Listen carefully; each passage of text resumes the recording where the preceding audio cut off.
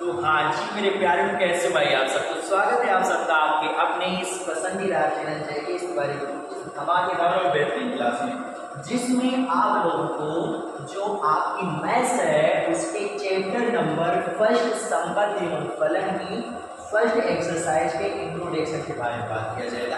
अर्थात first exercise के जो क्वेश्चन है उनको आप कैसे सॉल्व करोगे उसके बारे में सारा का सारा कॉन्सेप्ट इस क्लास में हम लोग सीखने वाले हैं। सो भाई सेशन बहुत इंपॉर्टेंट है। सो अपने फ्रेंड्स को भी इस सेशन को शेयर करके बुला लो ताकि वो लोग भी आकर बेहतर से बेहतर स्टडी कर सकें। और हाँ, जब यहाँ पर अच्छी खासी संख्या रहेगी ना तुम्हारी, तब हमको अच्छा खासा मोटिवेशन भी मिलेगा, क्योंकि तुम्हारी संख्या से ही हम यहाँ के टॉपिकों को एक्सप्लेन कर पाते हैं। समझ में? सो हाँ, सेशन को शेयर कर दीजिए, फिर से बता रहे हैं समझ में। और एक बात आप ध्यान दीजिए कि लेक्चर नंबर फर्स्ट है।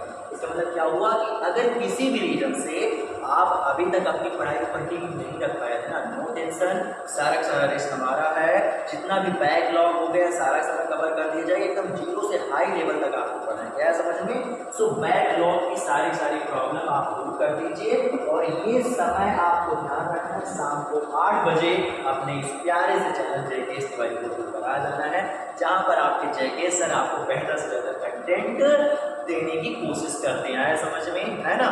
सो आप लोगों को अंत तक देखना है समझ में, क्योंकि भाई बहुत अच्छी क्लास आपकी होने वाली है। सो स्टार्ट किया जाए सेशन को, स्टार्ट किया जाए ना। अगर स्टार्ट किया जाए ना, इसके लिए आप थोड़ा कमेंट बॉक्स में स्टार्ट कीजिए ना। चलो फिर स्टार्ट करते हैं, समझ में स्टार्ट करते हैं। अब आप हमने क्या बताया कि यहाँ पर हम लोग पढ़ेंगे क्या, इंट्रोडक्शन। क्या पढ़ेंगे सर? इंट्रोडक्शन पढ़ने वाले हैं। तो इंट्रोडक्शन पढ़ेंगे तो उसमें क्या क्या पढ़ा जाएगा उसके बारे में पहले बात कर लिया जाएगी। माइंड मैप है, क्लास में ये सब कुछ कवर होने वाला है। बट उससे पहले आप समझो, संबंध और फलन नाम का चैप्टर आपके क्लास 11 में भी था। सेकंड वाला जो आपका चैप्टर है वो क्या है? यही है, संबंध और फलन ही है ना। तो वहाँ पर बेसिक कॉन्सेप्ट आपने सीख रखा है, बट नो टेंशन, आपने अगर पढ़ा है तब भी अच्छी बात, नहीं पढ़ा तब भी अच्छी बात, एकदम बेसिक से तुमको यहाँ पर भी सिखाया जाएगा। जैके सर का मतलब ही सिखाना हुआ, वो रटाते नहीं सिखाते, आया समझ में? तो कॉन्सेप्ट पूरा क्लियर होगा, आया समझ में? तो क्या होगा, पहले नंबर तो हम सीखेंगे कि आगे कार्तीय गुणनफल क्या होता है ना। क्या होगा? कार्तीय गुणनफल। उसके बाद में संबंध है ना।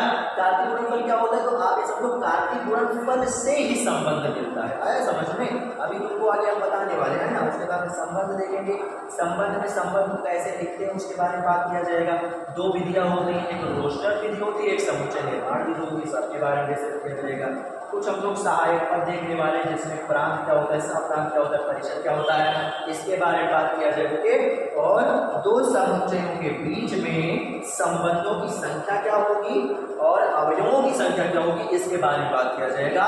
क्योंकि जैसे संबंध का मतलब ही और रिश्तेदारी, तो रिश्तेदारी जैसे दो लोगों के बीच में बनती है, वैसे ही जो संबंध होता है मैथ्स में वो दो समुच्चयों के बीच जाकर बनता है। तो उन दो समुच्चयों के बीच में जो संबंध बनेगा उसकी क्या संख्या होगी और उसमें कौन से कितने अवयव होंगे उसके बारे में बात किया जाएगा, समझ में। और फिर उसके बाद में हम लोग सबसे इम्पोर्टेंट टॉपिक, उसको आप ट्रिपल स्टार दे दीजिए, है ना। सबसे इम्पोर्टेंट टॉपिक को यहाँ पर हम लोग डिस्कस करने वाले आया समझ में, जिसमें आपको बताया जाएगा कि संबंध के प्रकार कितने होते हैं। तो वैसे होते तो बहुत सारे हैं, बट आप समझो हमको जितना जरूरत उतना ही पढ़ेंगे, सिंपल सी बात है ना। तो ये जो है ये 11 वाले टॉपिक है, बट बेसिक के लिए इनको भी नॉर्मल आपको बताया जाएगा, है ना।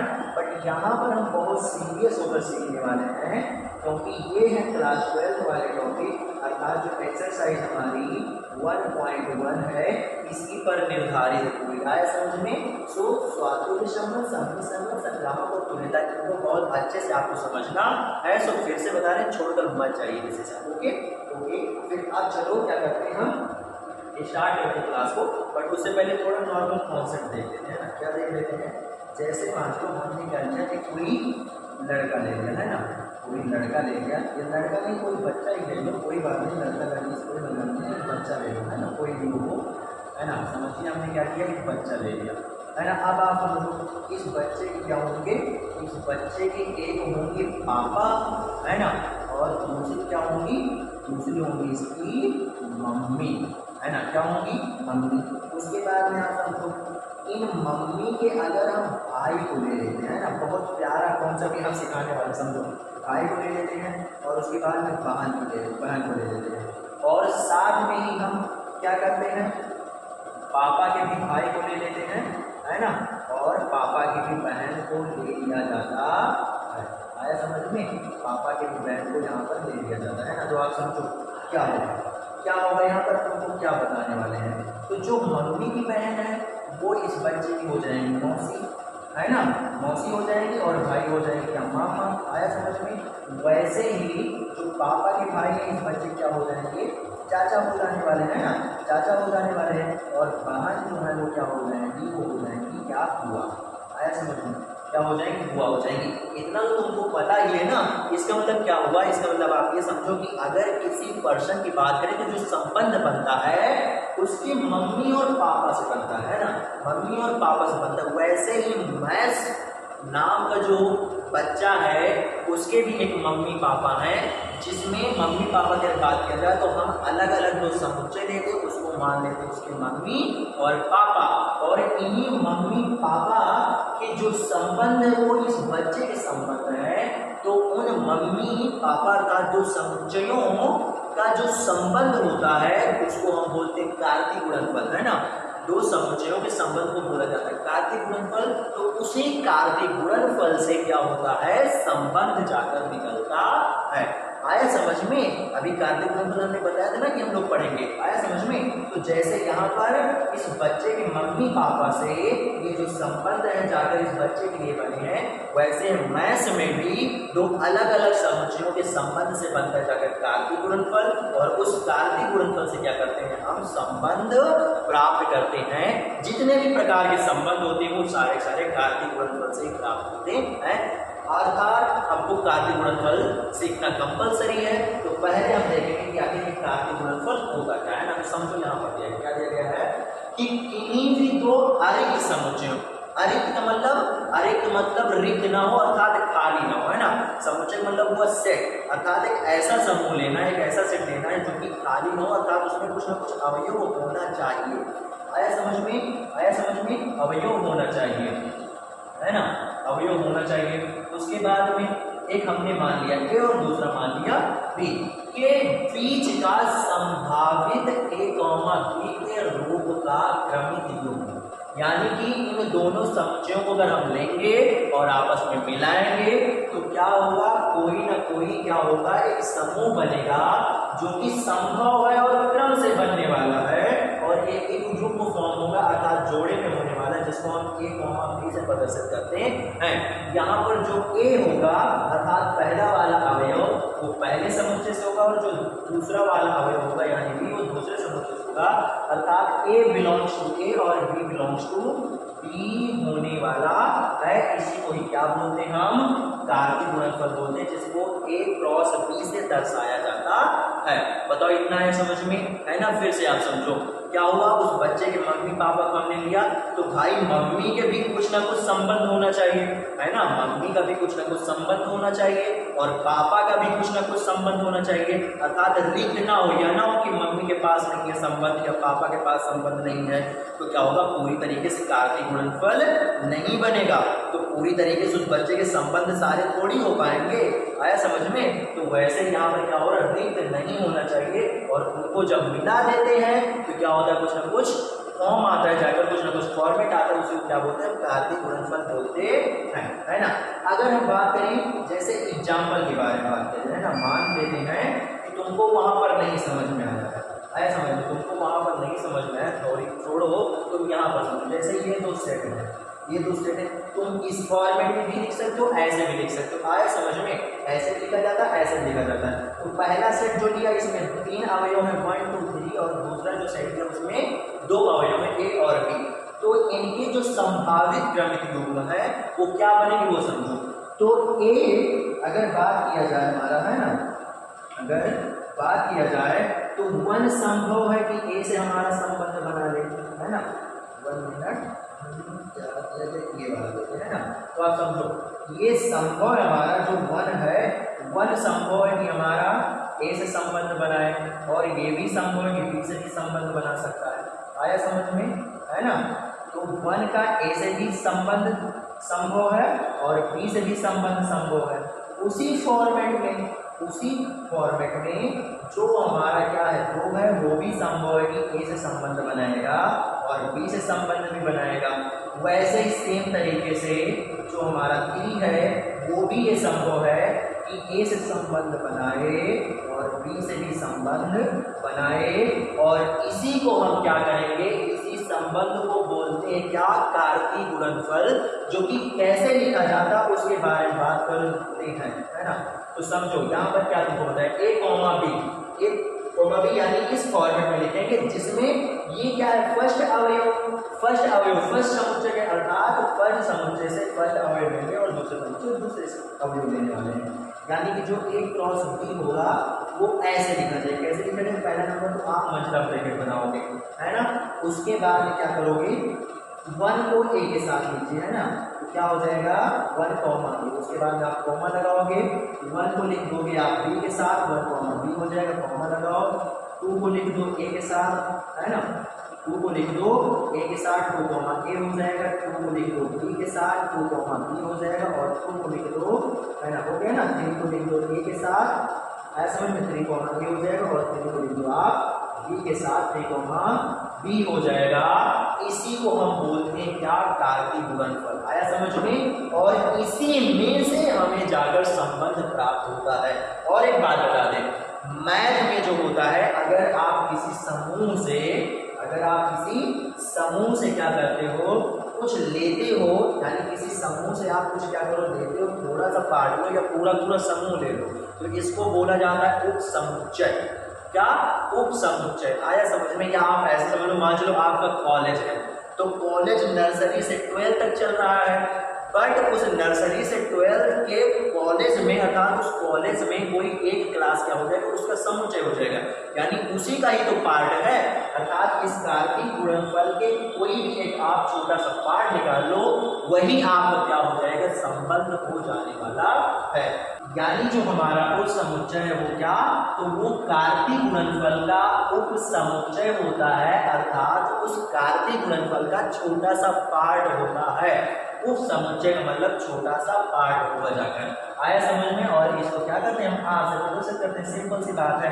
अब इसको सर हम लिखेंगे कैसे, तो उसके बारे में अगर बात किया जाए तो इसको ऐसे लिखा जाता है। क्या लिखा जाता है, आर, और पढ़ते कैसे, तो आर सबसेट ऑफ, उप समुच्चय का मतलब सबसेट ऑफ, ये जो चिन्ह बनाया ना इसको बोलते हैं सबसेट ऑफ, है ना।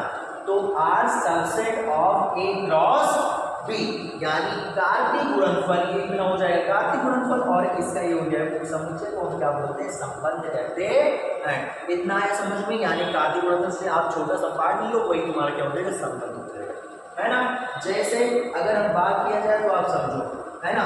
तो मान चलो कि अभी वो क्या, कार्तीय गुण, एक तरीके से कार्तीय गुणनफल ही होता है जाकर संबंध, बट वहां पर छोटा सा पार्ट लेते हैं या पूरा का पूरा लेते हैं, है ना, सिंपल सी बात। तो आप समझो, जैसे मान के चलिए क्या किया हमने क्या किया कि मान चलो ये हमने ले लिया क्या, 2 अलग अलग समुच्चय ले लिया जाता है ना, 2 अलग अलग ले लिया समुच्चय, जिसमें से ये हमारा है ए और ये वाला हमारा बी। अभी हमने बताया आपको कि आप दोनों तरीके से लिख सकते हो, चाहे आप मंझले ब्रैकेट में लिखो या आप ऐसे क्या करो, ऐसे लिख दो, किसी भी तरीके से आप लिख दो, है ना। तो जब मान लो हमने ये क्या किया, 2 समुच्चय ले लिया, है ना। अब इसका जो संबंध बनेगा, संबंध जो बने वो कैसे बनेगा, तो आप ये समझो हम पूरा भी ले सकते हैं और थोड़ा सा भी ले सकते हैं, है ना। तो जैसे मान लो हमने क्या किया कि हमने 1 का संबंध 1 के साथ बनाया, फिर सबका एक, पहले क्या करोगे समझो, पहले समुच्चय का एक अवयव लोगे और दूसरे समुच्चय के सभी अवयवों के साथ आप संबंध बनाने वाले। तो क्या होगा, एक का 1 से बनेगा, एक का 2 से बनेगा, उसके बाद में क्या होगा, एक का हमारा क्या होने वाला है, 3 से भी बनेगा, है ना, और फिर एक का हमारा 4 से भी बनेगा, और एक का हमारा क्या होगा, 5 से भी बनने वाला है। इतना क्लियर। उसके बाद में आप समझो क्या करोगे, आप ये ले लो 2, तो 2 का आप 1 से बनाओगे, है ना।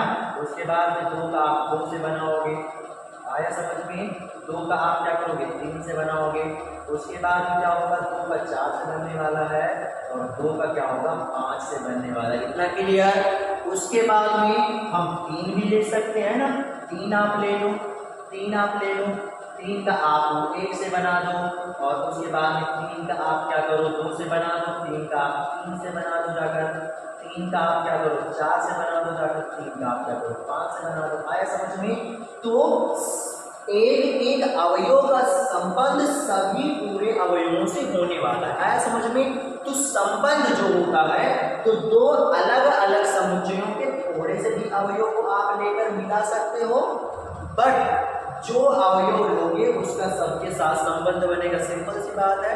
और आप क्या कर सकते हो कि आप पूरे भी ले सकते हो। आया समझ में? तो यहाँ पर ये जो संबंध बनेगा ये यही फॉर्मेट में क्या होगा बनने वाला है। आप 4 वाला हमने छोड़ दिया है, 4 वाला भी आप ले लो, है ना। 4 को आप क्या करो 1 से मिला दो, समझने की कोशिश करो, 4 को आप मिला दो 1 से, है ना। फिर 4 को आप 2 से मिला दो, 4 को आप क्या करो 3 से मिला दो, 4 को आप क्या करो 4 से मिला दो और 4 को आप क्या करो 3 से मिला दो, है ना। ये सारा ये बन गया जाकर क्या, इसको कार्तीय गुणनफल भी बोलेंगे, बट अभी हमने बताया ना कार्तीय गुणनफल भी एक प्रकार से क्या है हमारा क्या है संबंध है। बस छोटा सा भाग ले लो या पूरा भाग ले लो हो जाए वो संबंध, है ना। तो यहाँ पर सिंपल सी बात है जो हमारा आर बनेगा ना, समझो जो हमारा क्या होगा आर बनेगा वो क्या बनेगा, तो जो आर होने वाला है ना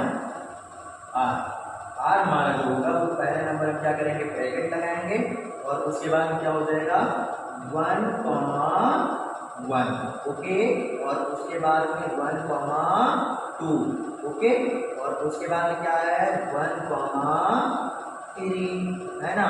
और फिर 1, क्या हो जाएगा 4 हो जाने वाला है ना। और 1, क्या हो जाएगा 5 हो जाएगा, है ना। इतना ही है ना, ठीक है। उसके बाद में 2, 1 दूसरे का 1 के साथ है, 2, 2 दूसरे का 2 के साथ है, 2, 3 दूसरे का 3 के साथ है, 2, 4 दूसरे का 4 के साथ और 2, 5 दूसरे का क्या है 5 के साथ, है ना। उसके बाद में आप कॉमा लगाते रहो। उसके बाद में क्या है 3 का पहले के साथ है 3, 1, 3 का क्या है दूसरे के साथ है ना। 3 हमारा क्या है दूसरे के साथ 3, 2 और उसके बाद में 3 का 3 के साथ है 3, 2 और उसके बाद में क्या दिया गया है हमारा 3 का 4 के साथ है ना। 3 का 4 के साथ है 3, क्या हो जाएगा हमारा 4 और 3 का 5 के साथ है 3, 5 हो जाएगा, कॉमा आप लगाओ। फिर 4 का क्या है 1 के साथ 4, 1, 4 का क्या है 2 के साथ है 4, 2 और 4 का क्या है हमारा 3 के साथ है 4, 3, 4 का क्या है 4 के साथ है तो 4, क्या हो जाएगा आपका 4 हो जाएगा। और फिर 4 का क्या है 5 के साथ है 4, 5 हो जाने वाला है।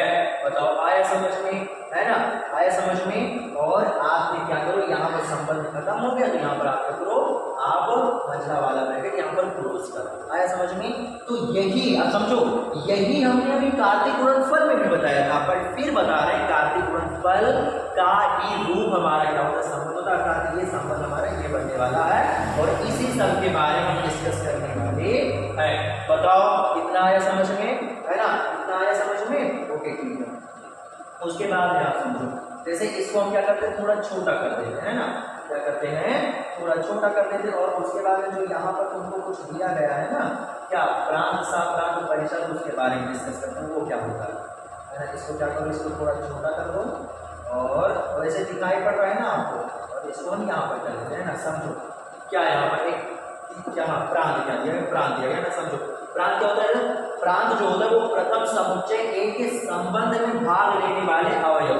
अब समझो जो ये प्रथम समुच्चय है, प्रथम समुच्चय यानी कि इसके जितने भी अवयव संबंध में भाग लेंगे वो सारे के सारे हमारे क्या हो जाएंगे, तो वो सारे के सारे हमारे हो जाने वाले हैं क्या, बताओ क्या हो जाएंगे, प्रांत हो जाएंगे। आया समझ में। जैसे यहाँ समझो यहाँ अगर प्रांत की बात किया जाए तो 1, 2, 3, 4 यानी सब मिलकर बना रहे हैं ना।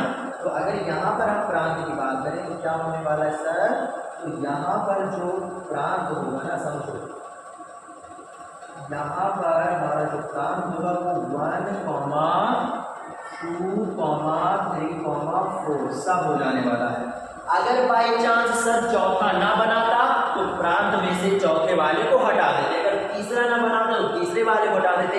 अर्थात पहला जो समुच्चय है उसके जितने अवयव दूसरे समुच्चय के साथ संबंध बनाएंगे उसी को हम लेते क्या है, प्रांत में लेते हैं।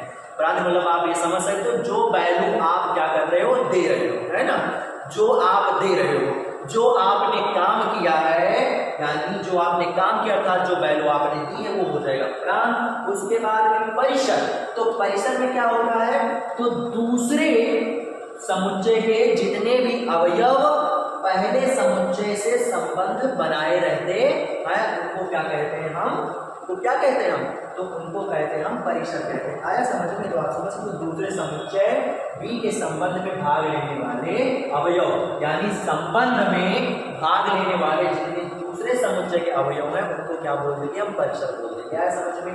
तो अगर यहाँ पर परिसर की बात किया जाए तो क्या हो जाएगा सर, तो यहाँ पर परिसर हमारा क्या दिया गया, बताओ क्या दिया गया परिसर, तो 1 दिया गया है, उसके बाद में 2, 3, 4 और 5, ये क्या हो जाएगा इसका, ये हो जाने वाला है इसका परिसर। अगर बाई चांस इसमें कोई पद छूटता तो उसको हम छोड़ देते। आया समझ में, है ना। और उसके बाद में सप्रांत की बात करें तो सप्रांत में क्या हुआ जाता है, क्या किया जाता है, तो दूसरा जो समुच्चय होता है उसके सभी अवयवों को लिया जाता है, चाहे वो संबंध बनाए हो या संबंध ना बनाए। आया समझ में। तो यहाँ पर जो हो जाएगा हमारा, है ना, समझो यहाँ पर क्या हो जाएगा, जो हमारा हो जाएगा सप्रांत में, तो क्या आ जाएगा वो हमारा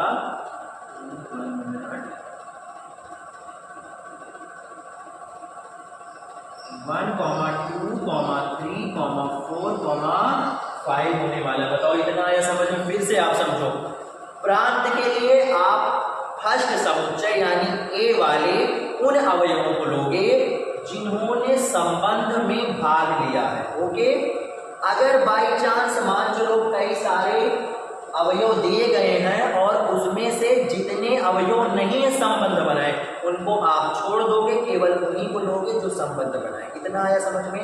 ये है प्रांत के लिए फर्स्ट समुच्चय में ये देखना है।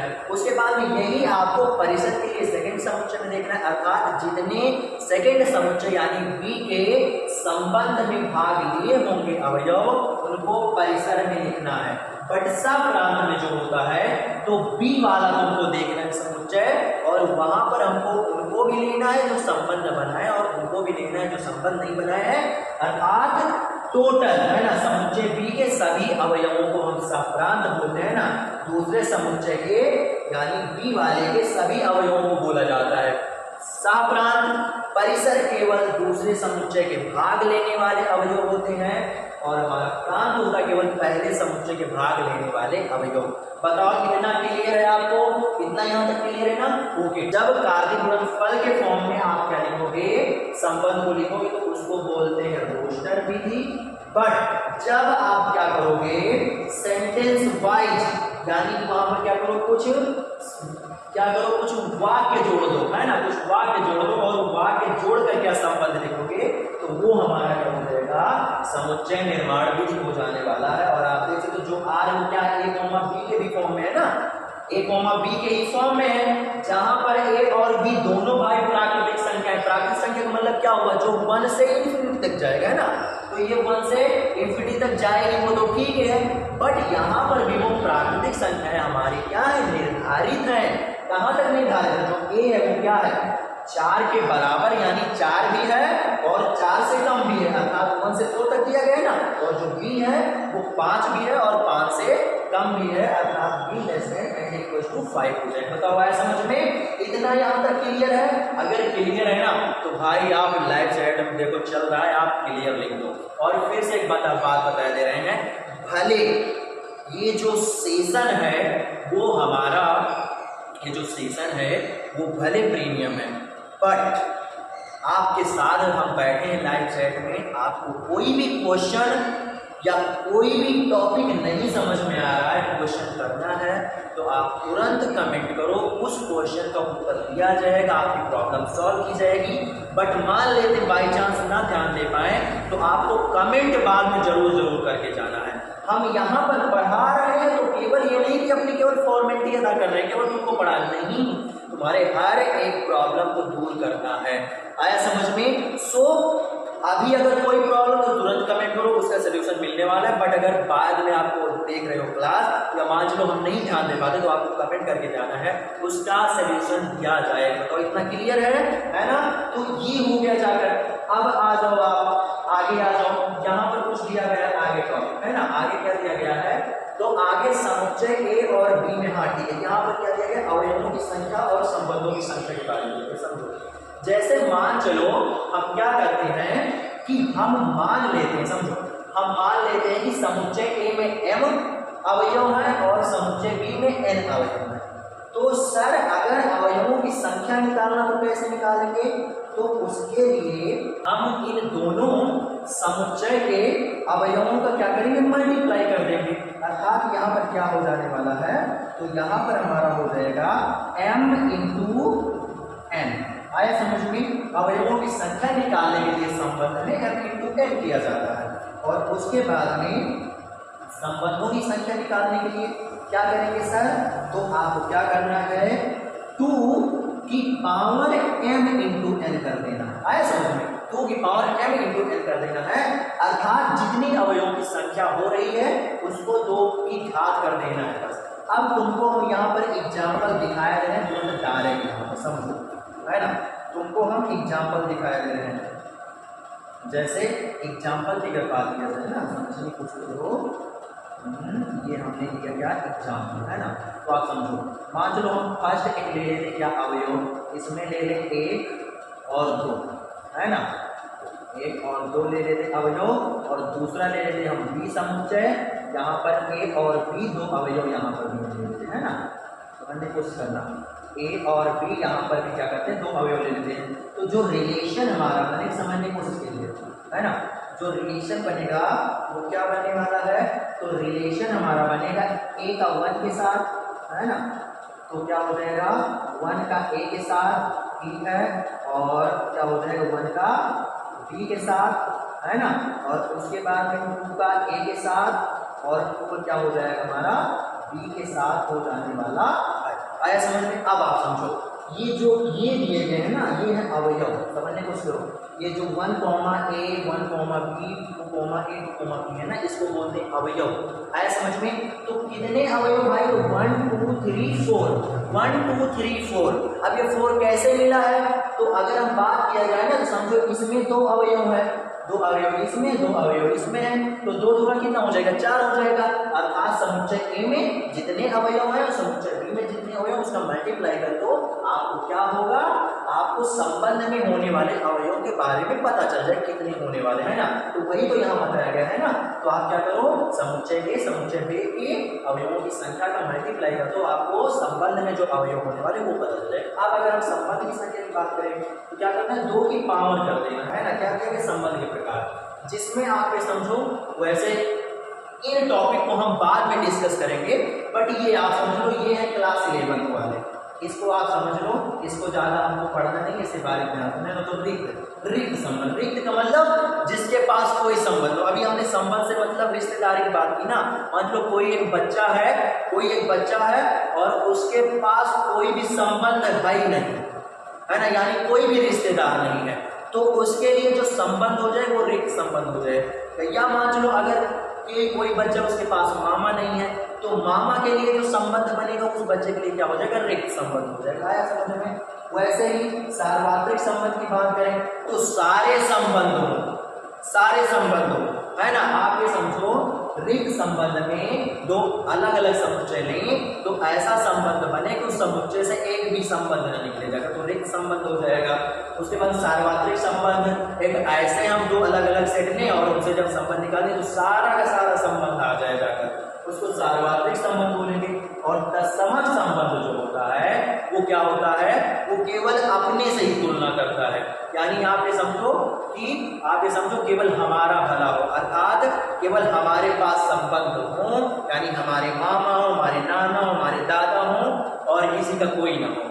अगर ऐसा बच्चा है तो इस स्थिति में जो संबंध बनता है ना उसको क्या बोलते हैं, तत्समक संबंध बोलते हैं। तो इसको वैसे हमने केवल ऐसे रख लिया आपको दिखाने के लिए कि इसको तुमने 11th क्लास में पढ़ रखा है, बट जो इम्पोर्टेंट है वो ये वाला है। तो इन सारे टॉपिकों के बारे में भाई हम नेक्स्ट क्लास में बात करेंगे, बिकॉज यार डिस्कस किया जाएगा तो ये क्लास बड़ी लंबी हो जाएगी।